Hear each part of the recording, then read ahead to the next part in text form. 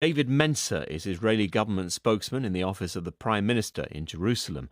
And shortly before we came on air, I asked him what he made of the United Nations report. Hamas, the terrorist organization, considered a terrorist organization in the UK, but strangely not by the BBC.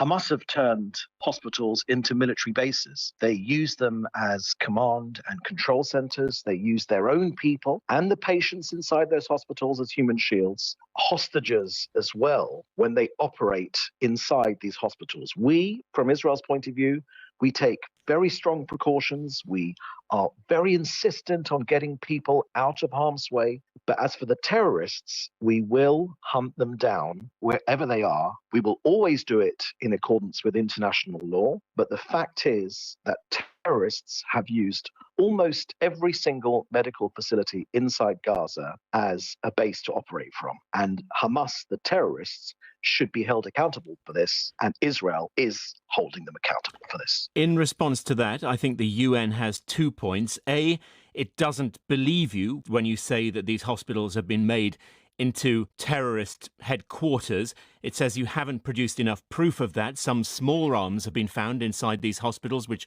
obviously should not be in a hospital, but don't constitute proof of a terrorist headquarters. The second point is that even if Hamas were using these as headquarters, these hospitals, even if they were using patients as human shields, the Israeli forces have used disproportionate force in and around the hospitals. The UN High Commissioner for Human Rights has disproportionate focus on Israel. Since they were created, more than 50% of their resolutions are against Israel. Nothing on Syria, nothing on Bashar Assad, nothing on the fact that he killed 500,000 of his own people. So Israel, criticism of Israel accounts for more than 50% of their resolutions. And as for Volker Turk, their head, he has to this day, 15 months on after the October 7th massacre, he has never, not once, labeled Hamas as a terrorist organization, despite their being designated by many countries around the world. And this omission in Israel can only be perceived as a quest to sanitize the jihadi terrorists. He must now unequivocally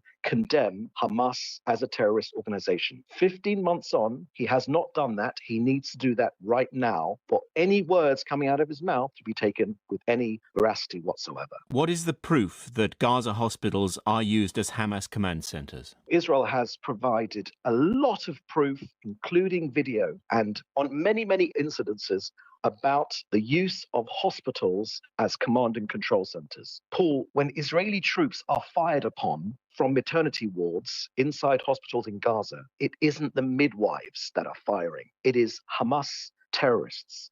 Hamas have a very, very clear strategy. Their strategy is to use their own people as human shields. They're prepared to fight to the last Gazan. I believe that Hamas hate Gazans because they are prepared to sacrifice them. The UN says Israel needs to distinguish between civilians and militants more clearly, and that isn't always the case when Israel carries out attacks on Gaza, which they say use heavy weapons with wide area effect in densely populated areas, including hospitals, where Israel knew the consequences for civilians would be massive. That is a fact, is it not? The fact, Paul, is that Hamas have turned hospitals into a military base. Hamas used them as command and control centers. We've provided the evidence. And you weren't specific about the evidence. You said lots of videos. What did they show precisely? They showed our hostages being taken into the hospital themselves. We've shown the cells underneath hospitals where our hostages were held. We have 100 of our hostages still waiting to be freed inside Gaza.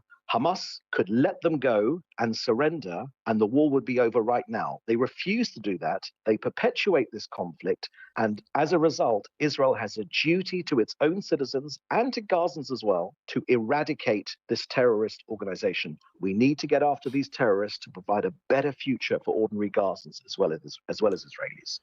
David Mencer, who is an Israeli government spokesman in Jerusalem. You're with the BBC World Service. Live from London, this is NewsHour.